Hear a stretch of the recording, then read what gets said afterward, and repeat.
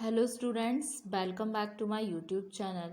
Student, आज हम जो हमारा सब्जेक्ट है कंपनी अकाउंट्स, उसमें हम पढ़ रहे थे रिडम्पशन ऑफ प्रेफरेंस शेयर्स के बारे में। ठीक है, तो आइए रिडम्पशन ऑफ प्रेफरेंस शेयर्स के बारे में कुछ थियोरी और जानते हैं। दैन उसके रिगार्डिंग हम अकाउंटिंग एंट्रीज करते हैं for redemption of preference shares के कंसेप्ट में। बेसिकली प्रीवियस वाले वीडियो में मैंने आपको बताया था कि जो रिडम्पशन ऑफ प्रेफरेंस शेयर्स होता है वो क्या होता है। उसके रिगार्डिंग जो भी आपकी कंडीशंस थी जो आ रही थी कंसर्न में रिडम्पशन ऑफ प्रेफरेंस शेयर्स, हमने उसके बारे में डिस्कस किया।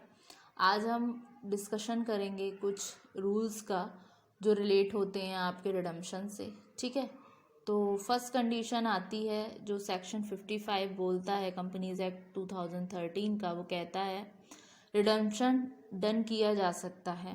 जनरली कुछ फंड्स होते हैं जो यूज़ किए जाते हैं पेमेंट ऑफ डिविडेंड में। वो आपके आते हैं statement of profit and loss, general reserve, reserve fund, insurance fund. ठीक है, उसके अलावा dividend equalisation fund, employ compensation fund और वर्कर्स एक्सीडेंट फंड। जब रिडम्पशन होता है रिडीमेबल प्रेफरेंस शेयर का, तो ये डन बाय होता है, किया जाता है मेक करने के लिए जो भी आपकी कैपिटल अवेलेबल होती है इस अकाउंट से। फिर जो एक्सपेक्टेड कैपिटल होती है वो ट्रांसफ़र्ड होती है, सबसे पहले ट्रांसफ़र होगी आपकी कैपिटल रिडम्पशन रिजर्व अकाउंट में। इसके बारे में जब हम एंट्रीज करेंगे और जब न्यूमेरिकल करेंगे तब उसको अच्छे से समझ आएगा। ठीक है, फिर सेक्शन 55 बोलता है कंपनीज एक्ट 2030 कहता है रिडम्पशन डन किया जा सकता है either out of proceeds of fresh issue. जब हम इशू करें शेयर्स को, फ्रेश इशू करें, इसमें proceeds does not include premium on fresh issue. ये प्रोसीड क्या नहीं करता है इसमें इंक्लूड, जो प्रीमियम होगा फ्रेश इशू पे।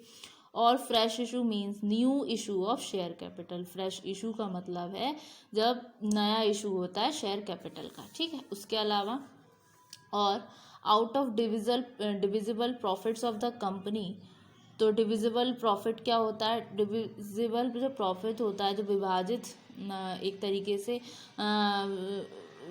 लाभ होता है, उसका मतलब होता है profit which can be divided, जो डिवाइड किया जा सकता है, डिस्ट्रीब्यूट किया जा सकता है among the share holders as dividend. जैसे कि मैंने अभी आपको बताया था general reserve, P&L, dividend equalisation reserve और डिविडेंड प्रॉफिट्स, जो कि नाम जो जाने जाते हैं फ्री रिजर्व के नाम से। ठीक है, उसके अलावा partly out of fresh issue होंगे इसमें, और आपके partly out of divisible profit करके भी होगा। प्रीमियम होगा अगर पेबल होगा रिडम्पशन पर, वो रिटर्न ऑफ होना चाहिए, जिसमें सिक्योरिटीज़ प्रीमियम होगा फर्स्ट, फिर होगा आउट ऑफ डिविजिबल प्रॉफिट। ये तो थे रिगार्डिंग कुछ रूल्स, कुछ बातें रिडम्पशन ऑफ प्रेफरेंस शेयर्स के कंसीडर में। अब हम डिस्कस करते हैं जनरल एंट्रीज़ को जो रिलेटेड हैं आपके इशू ऑफ न्यू शेयर्स से। जनरली जो मेथड्स होते हैं आपके रिडम्पशन ऑफ प्रेफरेंस शेयर्स में, उसमें एक हेड आपका आता है redemption of preference share out of divisible profit और इशू ऑफ फ्रेश शेयर्स यानी कि न्यू शेयर्स। तो उसके रिगार्डिंग हम कुछ एंट्रीज़ करते हैं। ठीक है, तो एंट्रीज़ देखते हैं एंट्रीज़ क्या कहती हैं। स्टूडेंट्स, एंट्रीज देखते हैं हम accounting entries for redemption of preference shares. ठीक है, तो फर्स्ट एंट्री क्या होगी आपकी? Issue of new shares. Issue हो रहा है न्यू शेयर्स, तो शेयर इशूड, तो bank account debit to share capital account to security premium reserve account. यानी कि अगर कोई होगा तो उस सिचुएशन में सिक्योरिटी प्रीमियम रिजर्व अकाउंट, इसीलिए मैंने ब्रैकेट में लिखा है इफ़ एनी, नरेशन में बीइंग शेयर्स इशूड।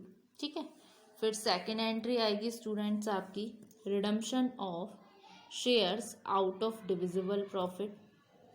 जैसा कि मैंने आपको बताया था डिविजिबल प्रॉफिट यूज़ किए जाते हैं रिडम्पशन के लिए, जो कि डिविजिबल प्रॉफिट फॉर्म में लिख सकते हैं। डिविजिबल प्रॉफिट का पार्ट होता है आपका general reserve, profit and loss, dividend equalisation. ये सारे कौन से होते हैं? आपके होते हैं डिविजिबल प्रॉफिट। तो यहाँ पर स्टेटमेंट ऑफ P&L डेबिट ये भी हो सकता है, या dividend equalisation reserve account debit और एनी अदर रिजर्व, इसीलिए यहाँ मेंशन हुआ है any other reserve account debit to capital redemption reserve account. ठीक है, इसके नरेशन में हम लिखेंगे being provision of capital redemption reserve. ठीक है, फिर थर्ड जो हेड आएगा वो एंट्री का क्या बनेगा, third case provision of premium on redemption, अगर कोई हो तो provision of premium on redemption if any situation में क्या एंट्री बनेगी आपकी, securities premium reserve account debit, statement of profit and loss या फिर आपका जो जनरल रिजर्व है वो account debit to premium on redemption of preference share capital. यानी कि इसके नरेशन में लिखेंगे हम being provision of premium on redemption of preference shares. ठीक है, ये हुआ आपका, होप सो यहाँ तक समझ आया। थर्ड कंडीशन हुई, फिर फोर्थ केस आता है। अब हम ट्रांसफ़र करते हैं रिडीमेबल प्रेफरेंस शेयर कैपिटल को प्रेफरेंस शेयर होल्डर्स के अकाउंट में। ठीक है, तो redeemable preference share capital account debit ये होगी आपकी फेस वैल्यू। ठीक है, फिर premium on redemption of preference share account ये होगी आपकी प्रीमियम, फिर to redeemable preference share holders account यानी कि टोटल ऑफ बोथ। ठीक, ये हुआ आपका फोर्थ हेड। फिफ्थ पे देखते हैं, फिफ्थ क्या बोलता है। फिफ्थ आता है, अब पहले हमने ट्रांसफ़र किया रिडीमेबल प्रेफरेंस शेयर कैपिटल को प्रेफरेंस शेयर होल्डर्स अकाउंट में, देन अब उसके बाद क्या होगा, उसके नरेशन में हम लिखेंगे being preference share redeemed at premium and the amount due to share holders. अब क्या होगा, पेमेंट होगा आपके प्रेफरेंस शेयर होल्डर्स का, तो एंट्री बनेगी आपकी redeemable preference share holders account debit to bank account, यानी कि आपने पेमेंट मेड टू कर दिया प्रेफरेंस शेयर होल्डर्स को, देन इसके नरेशन में आएगा being payment made to preference share holders. उसके अलावा 6 जो कंडीशन आएगी उसके अंदर आपकी 2 एंट्रीज होंगी।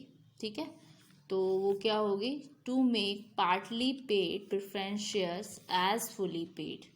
ठीक है, इस सिचुएशन में फर्स्ट एंट्री बनेगी आपकी redeemable preference share final call account debit to redeemable preference share capital account, यानी कि being final call on preference shares due.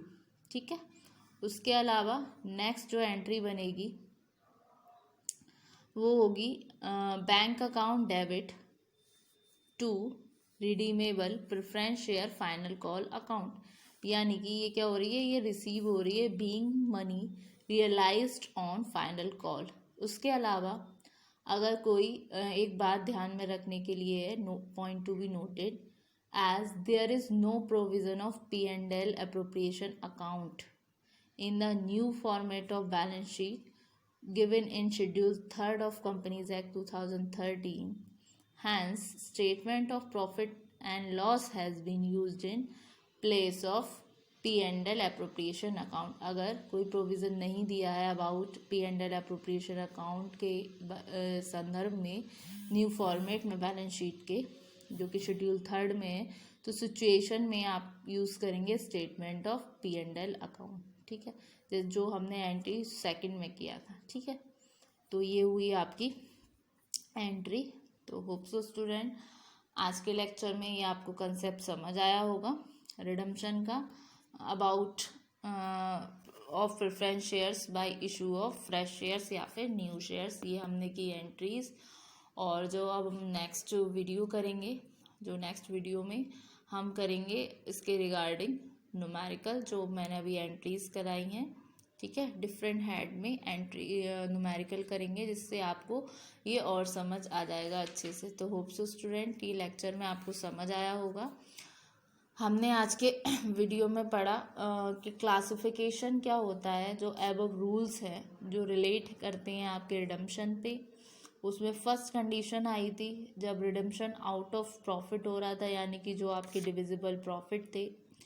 Generally जो फंड्स होते हैं वो यूज़ किए जाते हैं as a payment of dividend, जो जैसे कि आपका statement and profit and loss हो गया, जनरल रिजर्व हो गया, और आपका रिजर्व फंड हुआ, इंश्योरेंस फंड हुआ। ठीक है, फिर उसका क्या होना था, रिडम्पशन आउट ऑफ प्रॉफिट के बाद जब फिर होता था, जब नॉन अवेलेबिलिटी ऑफ फंड्स की हो रिडम्पशन ऑफ प्रेफरेंस शेयर्स में, तो यूजेस जो होता है बैलेंस का वो होता है payment of redeemable preference shares, क्योंकि ये जो प्रॉफिट हैं वो कैपिटलिस्टिक नेचर के होते हैं। ठीक, फिर by new issue of share, फिर बाद में आपका paying the preference shares by issuing new shares and profit. तो स्टूडेंट्स होप सो ये कंसेप्ट आपको समझ आया। ठीक है ना। उसके बाद हम एक न्यूमेरिकल करेंगे regarding redemption of preference share. उसमें हम डिफरेंट हेड्स का न्यूमेरिकल करेंगे। एक तो न्यूमेरिकल होगा आपका सिंपल, जो बेस्ड होगा आपकी एक एग्जाम्पल पर, जो होगा आपका जिसमें हम एंट्रीज को रिडीम करेंगे सिंपल सी। एक तो एट पार पे, एक प्रीमियम पे। जैसे कि जैसे कि कोई कंपनी है वो रिडीम कर रही है इतना शेयर ऑफ कैपिटल, उसका डिविजिबल प्रॉफिट इतना है, ड्यू करेगा रिडम्पशन पे, तो सिचुएशन में आपको एंट्री करनी है। तो इस तरीके से एक एट पार एट प्रीमियम पे करके एक न्यूमेरिकल होगा। फिर एक न्यूमेरिकल होगा जैसे हम रिडम्पशन करते हैं प्रेफरेंस शेयर का बाय इशू ऑफ शेयर्स पे, जिसमें आपकी बेसिक वही एंट्री आएंगी जो रिगार्डिंग हमने फर्स्ट की जो 3 एंट्री की है, जिसमें बैंक अकाउंट डेबिट और इक्विटी शेयर कैपिटल करके था, और फिर आप उसका ट्रांसफ़र कर रहे थे, पेमेंट करेंगे शेयर होल्डर्स को, फिर रिडम्पशन करेंगे उसका रिडीमेबल प्रेफरेंस शेयर्स पर। तो ये टर्म्स एंड कंडीशंस पे न्यूमेरिकल होगा। तो होप सो आज के वीडियो में जस्ट मैंने थ्योरी कराई है, कल के वीडियो में हम इसके अलग अलग हेड्स के न्यूमेरिकल करेंगे फर्दर के वीडियोज़ में। होप सो स्टूडेंट ये इतना समझ आया। Thank you very much.